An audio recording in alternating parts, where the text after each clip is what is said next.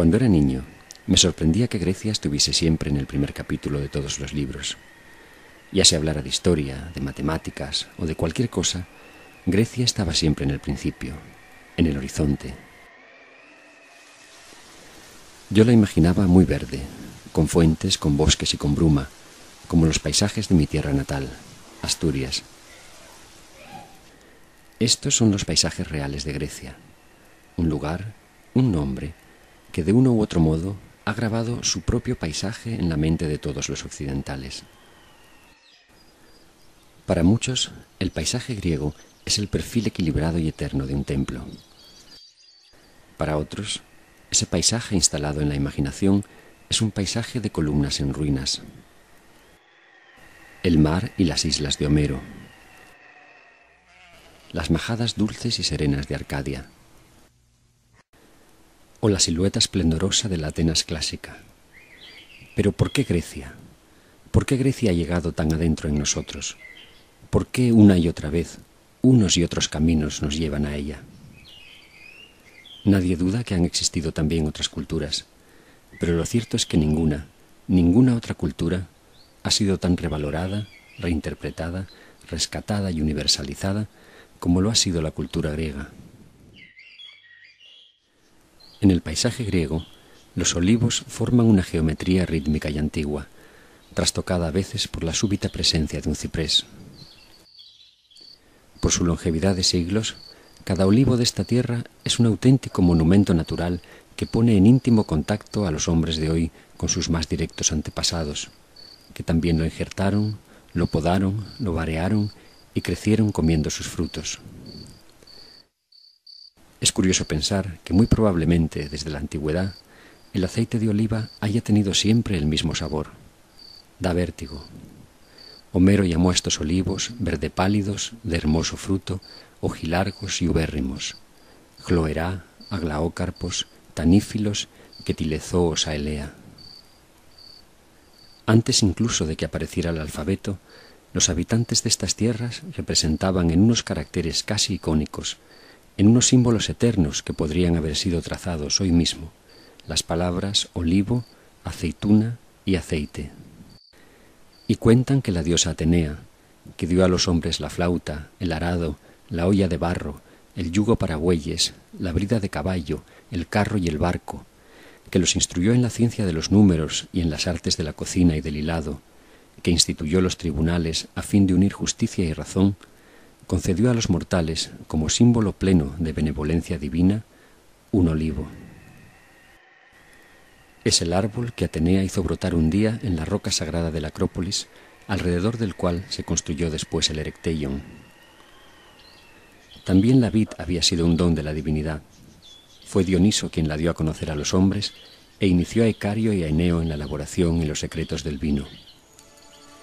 Por su parte, Deméter y Core, las diosas de Eleusis, enseñaron al príncipe Triptólemo a cultivar el trigo y le dieron un carro tirado por serpientes aladas para que divulgara su conocimiento por el mundo. Trigo, vid y olivo, pan, vino y aceite, los tres elementos sobre los que la civilización mediterránea se ha sostenido y ha llegado hasta aquí. ¿Y qué sabemos de ellos antes de Grecia? Muy poco, casi nada. Es posible que otros pueblos antiguos conocieran también el trigo, la vid y el olivo antes o al mismo tiempo que los griegos, pero como en tantos otros casos, fueron los griegos, con sus mitos y sus obras, quienes hicieron de ellos una cultura. Todo rincón de esta tierra es en realidad el escenario de un mito. Aquí están las cumbres del Olimpo, la sagrada morada de los dioses. Las aguas sobre las que Caronte cruzaba a las almas con su barca. La playa donde Atenea hizo comprender a Odiseo que había llegado por fin a su patria. Yo he visto al anochecer el cielo de enero sobre las aguas del río Elisonte, donde las erinias persiguieron a Orestes con sus dedos de látigo. Mis pasos me han llevado hasta la remota cueva donde Rea engañó a Crono entregándole una piedra envuelta en pañales. Hasta la cumbre de Alifera, donde Atenea emergió como doncella armada de la cabeza de su padre, Zeus. Hasta la laguna donde Alfeo se enamoró de Aretusa, y donde Heracles abatió con sus flechas y sus crótalos de bronce a las terribles aves estinfalias, y hasta la solitaria cumbre del monte Liceo, donde los pelasgos adoraban por igual a Zeus y a Pan. Sin duda, Grecia debe a la seducción de sus mitos gran parte del lugar que ocupa en nuestros corazones. Los griegos nos legaron los mitos, las historias más antiguas de nuestra civilización. Sus imágenes nos unen a los hombres de todas las épocas. Su simbolismo ha fecundado reiteradamente las expresiones de nuestra cultura, y su lugar en la conformación de nuestra identidad no puede ser ya reemplazado por ninguna otra historia, ni pasada ni futura. En realidad, ignoramos aún lo que yace amalgamado en el fondo de esas historias inquietantes de dioses y de hombres. Pero una cosa sí está clara, que el mito griego consiguió llevar a cabo la delicada operación de desdibujar las fronteras entre el hombre, la naturaleza y la divinidad. Gracias a los mitos, la geografía de Grecia es única en el mundo, porque en ella la historia natural es a la vez humana y divina. Situando el nacimiento, la crianza y los avatares de los dioses en los mismos lugares donde los hombres habitaban, el mito consiguió integrar al hombre en la naturaleza y lo divino, haciéndolo partícipe de su mecánica y de su armonía. De este modo, los antiguos griegos hallaron una forma de comprender el mundo, que no una forma ingenua de explicarlo. Nacieron y crecieron como pueblo en ese imaginario de los mitos, cohesionaron con ellos su identidad como nación, dieron expresión a su religión y a su cultura, y entablaron con la naturaleza una relación integradora y respetuosa. Y no fueron solo sus creadores, sino también sus primeros intérpretes y sus primeros críticos. Los mismos griegos que nos transmitieron los mitos se preguntaron repetidamente sobre su sentido y definieron frente a ellos el territorio de la razón. Para otros pueblos y otras religiones, indagar en la naturaleza, acercarse a lo humano, a lo corpóreo y a lo terrenal, significó apartarse peligrosamente de lo divino. Para los griegos, sin embargo, no existió en realidad ese conflicto. Por eso nos legaron una actitud ajena al dogma y abierta hacia el asombro y el conocimiento. Más tarde, Europa despreció esa actitud durante siglos de oscurantismo y fundamentalismo religioso, y siempre que intentó recuperarla, lo hizo mirando nuevamente a Grecia. Favorecidos por el lenguaje abierto e integrador del mito, los griegos disfrutaron de una fe sin dogma. Su religión no consistió en un credo, sino en una actitud ante el misterio, y una actitud marcadamente humilde. Zeus, quien quiera que seas, hace decir Esquilo al coro, pues si gustas de ser así llamado, así te invoco. Nada hallo comparable a ti, por más que lo sopeso, si quiero de verdad alejar toda vana inquietud de mi espíritu. Esta actitud hizo que los griegos no excluyeran de su culto a los dioses que no conocían. Por eso San Pablo, subiendo hacia estas rocas del Areópago, pudo encontrar un sorprendente altar dedicado al Dios desconocido, y pudo así decir, ante aquellos hombres abiertos a escuchar cualquier novedad, que de ese Dios al que ellos adoraban sin conocer, venía a hablarles él. Todos le escucharon, algunos le creyeron, otros no. Frente a tantas guerras santas que han llenado de sangre los siglos, frente a la intolerancia religiosa que aún hoy padece el mundo en que vivimos, dicha actitud humilde continúa siendo revolucionaria. La ausencia de dogmas incuestionables, la apertura hacia nuevas ideas, el asombro y la duda fueron los ingredientes de una actitud creadora y valiente que los griegos bautizaron como filosofía. La filosofía, como ejercicio libre y crítico, como conocimiento que no viene de arriba, sino que se construye desde el interrogante y desde el diálogo, es una disciplina nacida y cultivada en esta tierra. En otros sitios hubo sabios, genios e iluminados, pero no compañeros de pensamiento, cómplices entusiastas en el empeño de encontrar la verdad. Este lugar, el Ágora de Atenas, fue durante mucho tiempo el punto de encuentro de quienes amistosamente compartieron el nombre de filósofos. Aquellos pioneros hicieron del propio pensamiento objeto de su reflexión, ejercitaron y aquilataron sin descanso la facultad de argumentar, aprendieron y enseñaron a dudar, e indagaron en lo establecido sin temor a asomarse al vacío. Anaxágoras, Protágoras, Hipias, Gorgias, Critias o Sócrates no fueron exactamente sabios, fueron amigos del saber, filósofos. De Sócrates nos queda la semblanza del más genuino buscador de la virtud, que afirmó que existía, pero que nunca dijo poseerla. De Platón y Aristóteles quedan los más solemnes y visitados edificios del pensamiento universal. Pero todos ellos en conjunto, sofistas, académicos, peripatéticos, epicúreos, estoicos o cínicos, dejaron un legado más verdadero y subversivo que sus conclusiones, su actitud. En contra de quienes tantas veces han creído poseer la verdad o han pretendido imponer el bien, la filosofía griega propuso una actitud humilde e intachable, la búsqueda del saber en libertad. Sobre el ágora de Atenas se elevan 3 colinas rocosas y pobladas de árboles, la colina de las musas, la de las ninfas y la llamada colina de Pnix. Esta última, cuya cima desnuda mira frente a la Acrópolis, es la cuna más emblemática de otro de los grandes legados griegos, la democracia. La historiografía moderna suele decir que la euforia de las victorias atenienses sobre los persas y el subsiguiente impulso económico y moral dejaron el camino abierto para la aparición de la democracia. ¡Qué simpleza! Todos sabemos que en la historia del mundo hubo muchas victorias que trajeron consigo riqueza material y sentimientos de seguridad y orgullo, y que sin embargo no crearon en absoluto nada parecido. La democracia surgió del alma de los griegos, que desde Homero habían comprendido que la vida de cada ser humano, anthros psychi, es única y más valiosa que cualquier tesoro o cualquier ambición. Surgió de su afán por definir lo inherente al hombre, de su incesante búsqueda de lo universal, y del convencimiento de que la idea de justicia y el impulso de la voluntad habitan por naturaleza en cada uno de los seres humanos. Hace 2500 años, en el escaso espacio de unas décadas, fue tomando cuerpo sobre el proscenio de esta plaza una creación única.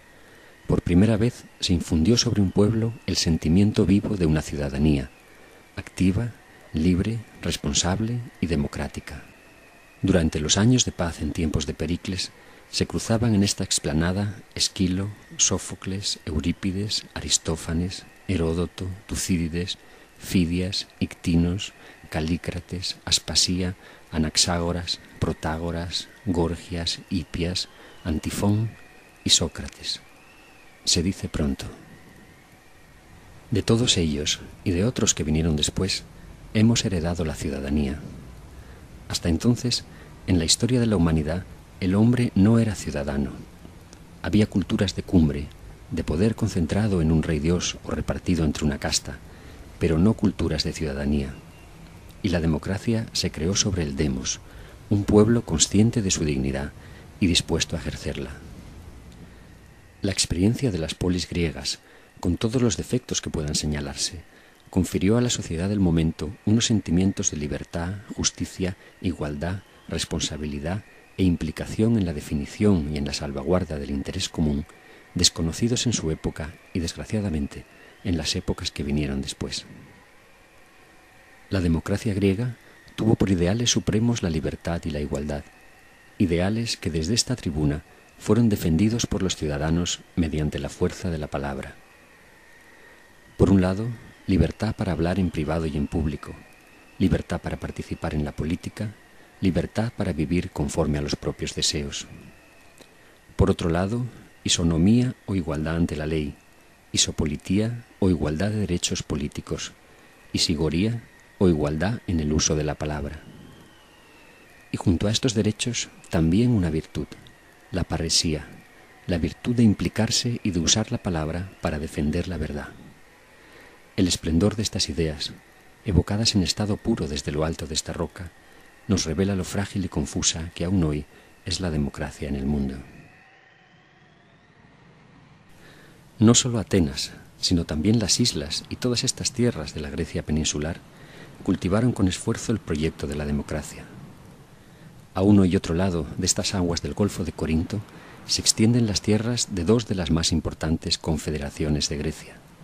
De este lado sur, la de los aqueos, en las costas de enfrente, la de los etolios. Mientras en el resto del mundo imperaban las monarquías y la autoridad de la costumbre, las polis y las confederaciones griegas se regían por asambleas de ciudadanos libres comprometidos en la definición del bien común. Este frágil sistema, basado en la virtud política del individuo, sobrevivió, no obstante, más tiempo que cualquiera de las actuales democracias a los eventuales conflictos de intereses entre griegos. Si finalmente sucumbió, fue por las propias exigencias del empeño, por la inquina de traidores y por la llegada de invasores extranjeros.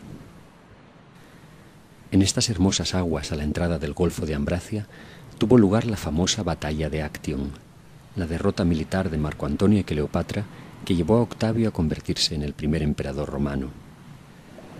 Parece increíble, pero desde el lejano Octavio Augusto hasta la independencia de Estados Unidos, la Revolución Francesa y las posteriores revoluciones burguesas, ningún estado del mundo fue gobernado por un sistema de pretensiones democráticas y constitucionales.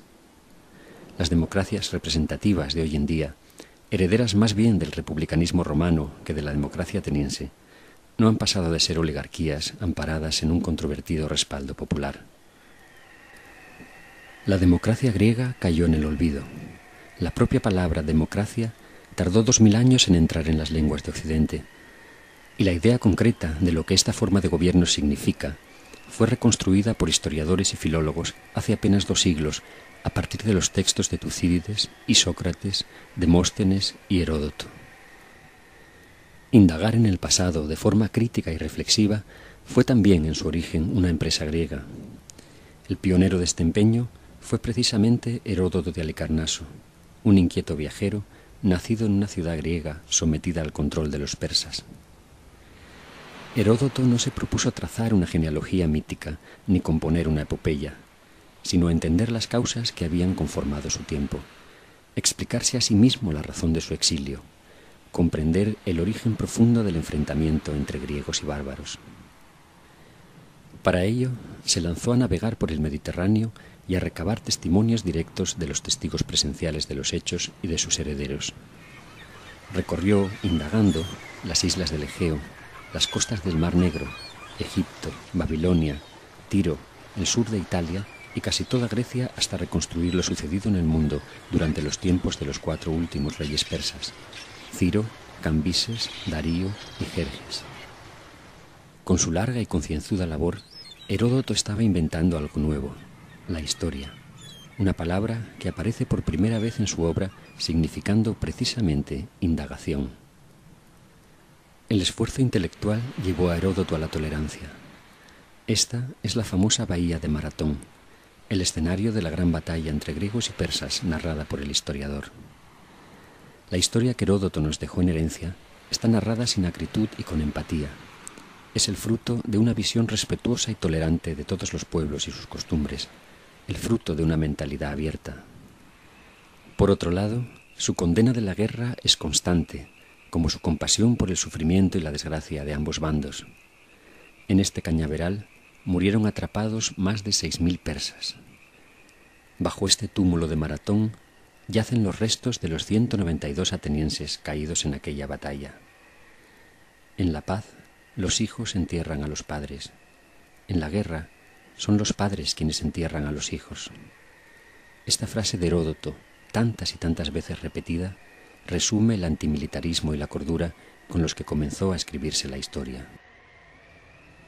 Los protagonistas de la historia escrita por Heródoto, Tucídides, Jenofonte o Polibio no son los héroes singulares, no son ni siquiera los griegos, son los hombres, todos los hombres. En esto, los historiadores siguieron esa línea de lo universal trazada por Homero que nunca desaparecerá del espíritu griego. Y en esta universalidad, la historia coincide con otro de los grandes hallazgos de los griegos, la tragedia. Este es el teatro de Dionisio Eleuterio, el primer escenario de las grandes tragedias.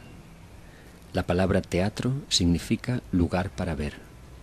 Así pues, el teatro no es una acción considerada desde el escenario o desde la representación, sino desde aquí arriba, desde las gradas desde las que miran los espectadores. A partir del siglo V a.C., Grecia se llenó de teatros. Las historias que se representaban en ellos eran por lo general recreaciones de mitos conocidos y antiguos. En esos casos, el argumento apenas aportaba nada. Lo importante era ver a los héroes a solas en el momento de su decisión, ver desde estas gradas silenciosas cómo el héroe valora sus acciones desde dentro, sentirse seducido por esa invitación al denuedo ante la dura fuerza del destino y ante la indócil e imprevisible materia con la que hemos sido modelados por los dioses. La tragedia presenta el conflicto, pero no lo zanja. Por eso fue una escuela de pensamiento y democracia. Otros pueblos contaron con el material narrativo de los mitos, pero no llegaron a extraer de ellos un conflicto ético como el de la tragedia. Dicho de otro modo, otros pueblos pudieron entender sin duda la zozobra de un hombre que mata a su madre para vengar la muerte de su padre, pero ninguno de ellos escribió la Orestiada. Los griegos nos dejaron la tragedia, pero también la comedia y la poesía lírica y la épica y la historia, el ensayo, la novela, el diálogo, el epigrama, el encomio, el epitalamio, la hermenéutica, la propedéutica, la coreografía. Todos los géneros literarios en que nuestra cultura se ha expresado y se expresa son una herencia de los griegos. El gran mérito de aquellos hombres es que en todos los ámbitos cifraron siempre lo que imaginaron y que lo hicieron de forma magistral. Por eso, quienes han venido después han tenido que referirse a ellos, que intentar evolucionar sobre ellos. Esta es una realidad inamovible que marca la cultura universal. La literatura, la historia, la política, la ley y la ciencia se desarrollaron por escrito con los griegos.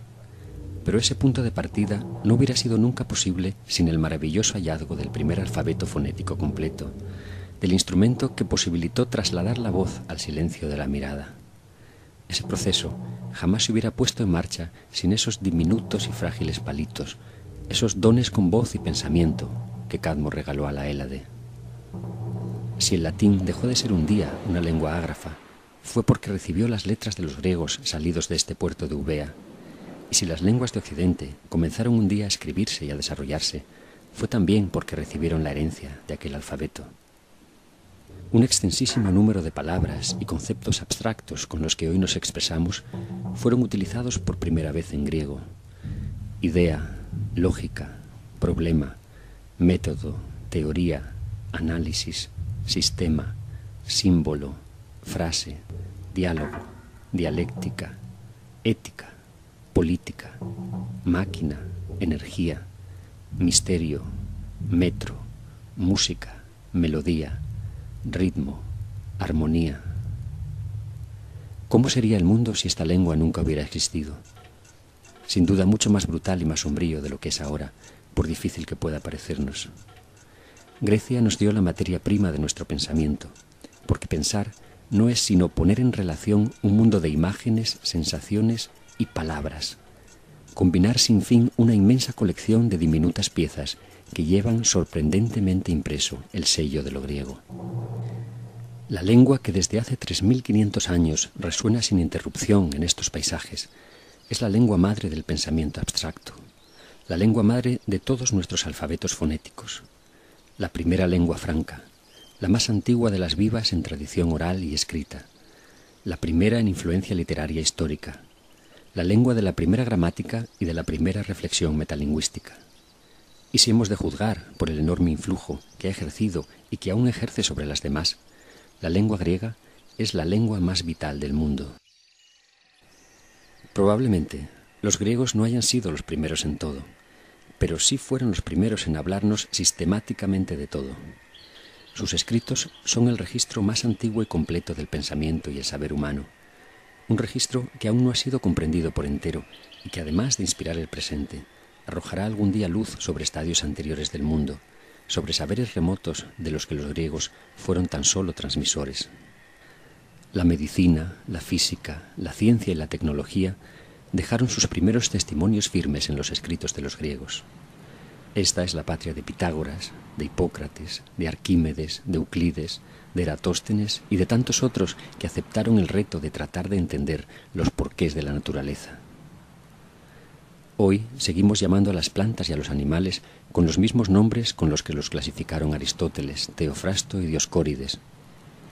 Hace apenas 4 siglos, Copérnico y Kepler desmontaron el sistema geocéntrico llamado de Ptolomeo, que había imperado durante 1500 años, sustituyéndolo por otro heliocéntrico que curiosamente coincidía con el descrito por Aristarco de Samos en el siglo III a.C.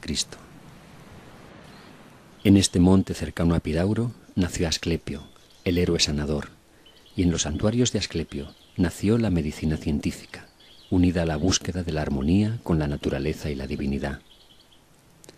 El primero que escribió un conjunto de tratados científicos abordando la enfermedad como fenómeno natural fue Hipócrates, un espíritu inquieto de esta isla de Kos que abrió camino a un arte nuevo y largo para una vida breve.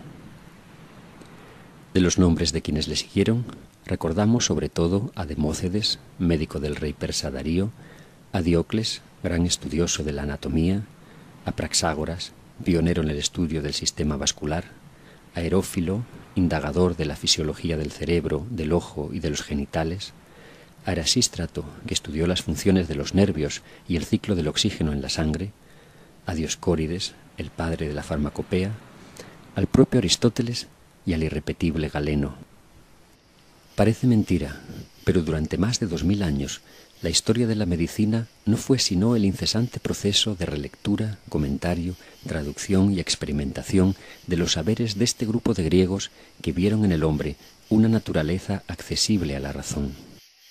Griega fue la medicina del Imperio Romano, y griegos los saberes paganos que llegaron a esta lejana ciudad de Harán, al famoso hospital de Gundisapur, a la casa de la sabiduría de Bagdad, o a la ejemplar Civitas Hipocrática de Salerno.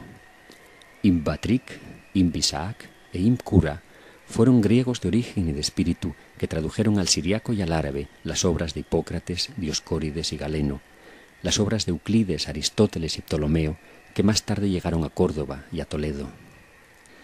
Las bibliotecas medievales nacieron del deseo de generar una cultura capaz de oponerse al paganismo y del empeño visionario de algunos individuos en salvar el saber de los antiguos.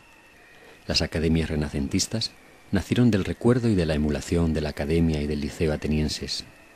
Si el teocentrismo, el oscurantismo y el dogma no hubieran socavado los cimientos del espíritu griego, la ciencia estaría hoy al menos 1000 años por delante, y millones de seres humanos no hubieran muerto a manos del fanatismo y la ignorancia. El esfuerzo por comprender la vida y la naturaleza provenía en Grecia de un amor por ambas. Desde los tiempos más remotos, los griegos celebraron, en contacto con la naturaleza, la fuerza inagotable de la vida. Este antiquísimo estadio, perdido hoy en la cumbre del monte Liceo de Arcadia, nos remonta a una época lejana en que muchachas y muchachos en la flor de la edad competían por un premio simbólico de origen vegetal. Aquellas primitivas celebraciones, en las que el elegido encarnaba la fuerza regeneradora de la naturaleza, fueron el germen de los juegos gimnásticos y de los festivales panhelénicos, el origen remoto de nuestro moderno y controvertido deporte. Para los que corrían en estos estadios, o para los que contemplaban sentados en la hierba, el cuerpo no era aún el abominable vestido del alma, como llegó a afirmar después San Gregorio Magno, olvidando tal vez que el Dios de los cristianos se hizo carne. Los griegos ensalzaron la belleza, el cuerpo, el amor y el erotismo, y a salvo del puritanismo y de la mortificación, consiguieron una civilización alegre e inocente.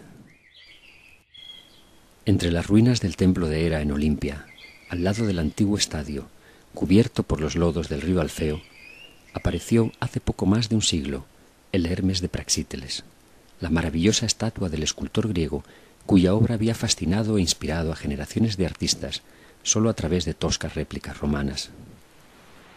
Cerca de estas casas del pueblo de Clima, una azada sacó un día a la luz la famosa Venus de Milo.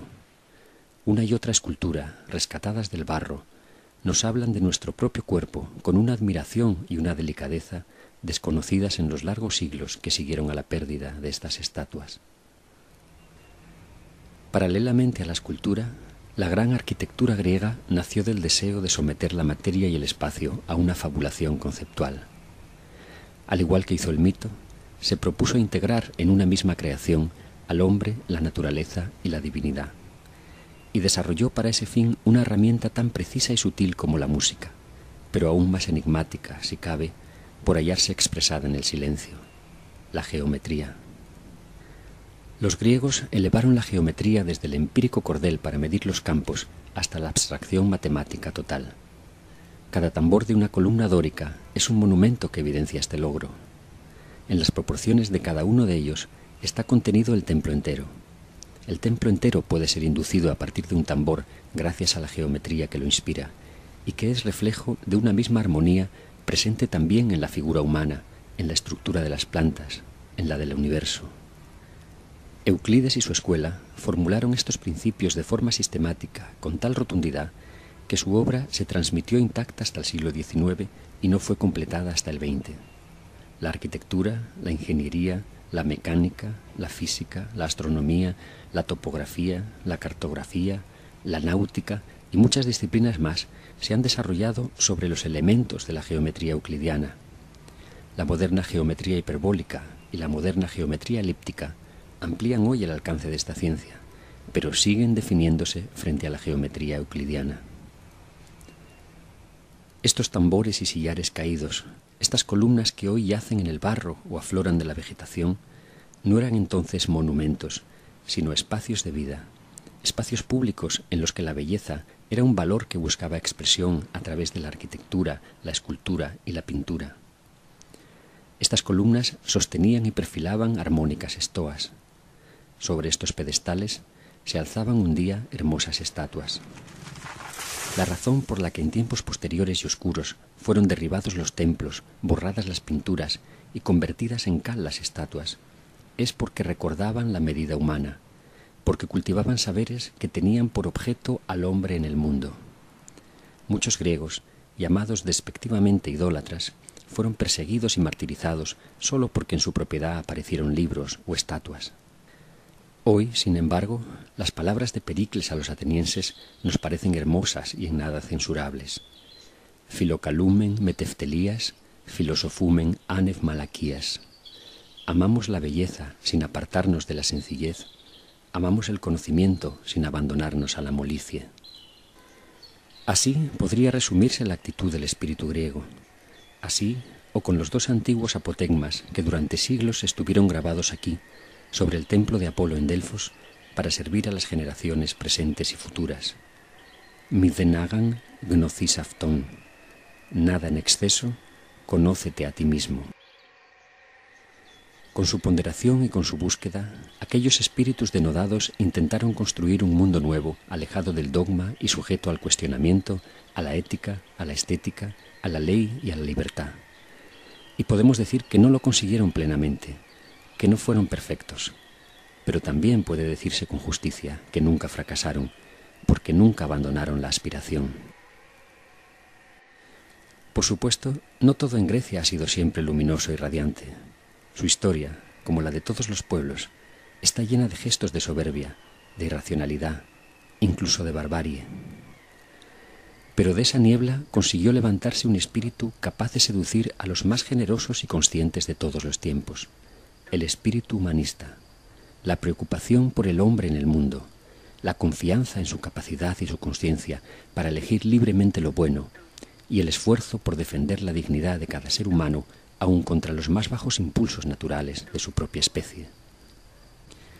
Esta actitud humanista, que por supuesto no es exclusivamente griega, que incluso ha sido reiteradamente traicionada por los griegos, ha sido, sin embargo, conceptuada, cultivada, defendida y recuperada una y otra vez a lo largo de la historia, apelando de manera especial a lo griego. Esta actitud humanista le debe mucho a Grecia, pero también es cierto que la imagen de Grecia en el mundo le debe mucho a esta actitud humanista. Grecia, como ideal, es una patria espiritual eternamente joven, una creación infieri, un reto abierto que atraviesa la historia como una revolución permanente, o más aún, como una permanente seducción hacia lo mejor. En Aristevin, puso Homero en boca de los héroes, esfuérzate siempre por dar lo mejor. Como es de suponer, esta actitud ha sido siempre de unos pocos, una actitud de resistencia frente a un entorno adverso y bárbaro. Sin embargo, cada vez que ha brillado a lo largo del tiempo, en medio del abuso, de la desmesura o el oscurantismo, la humanidad ha dado un paso hacia la sensatez, hacia la ponderación, hacia la dignidad del hombre por encima de credos o intereses. Claro está, no es seguro que esta esforzada actitud humanista acabe triunfando sobre el abuso y la barbarie. Pero sí es absolutamente seguro que el abuso y la barbarie triunfarán con más dificultad entre quienes han hecho suya esta actitud que entre quienes la ignoran o la menosprecian. Esto nos ha dejado Grecia, junto con el reto de no ser solo sus herederos, sino también sus continuadores, de no quedarnos atrapados en las huellas de los antiguos, sino de seguir buscando lo que ellos buscaron. A veces, caminando entre los olivos y las ruinas de esta tierra, me he preguntado qué quedaría de nuestra civilización si desapareciera de ella el elemento griego. ¿Cómo seríamos si careciéramos no solo de ese inmenso legado, sino también de ese impulso valiente que ha movido siempre a interesarse por lo humano? Y veo entonces un enorme vacío. Las ruinas nos alertan de la fragilidad inadvertida de la civilización. Nos recuerdan que sus conquistas son efímeras, que deben ser defendidas cada día que amanece, y que la única civilización posible y digna de tal nombre es la que une a los hombres contra la barbarie. Todo lo dicho nos acerca de algún modo a comprender lo que perderíamos si renunciáramos a lo mucho que de griego hay en nosotros. Y a quienes piensan que no es para tanto, e incluso abogan por aligerarnos de ese nostálgico bagaje, les pregunto, si renunciáramos a él, ¿qué es lo que ganaríamos? ¿Podría esa pérdida quedar justificada y compensada por la perspectiva de alguna ganancia? ¿En nombre de qué propones enterrar el helenismo? Sinceramente, creo que lo que hace a una cultura grande es su capacidad de evolucionar e inspirar algo nuevo. Y esto es precisamente lo que nos ha dejado Grecia. Grecia ha tenido la cultura más inspiradora, la cultura más y mejor cifrada. Ha dado forma de cultura a realidades naturales.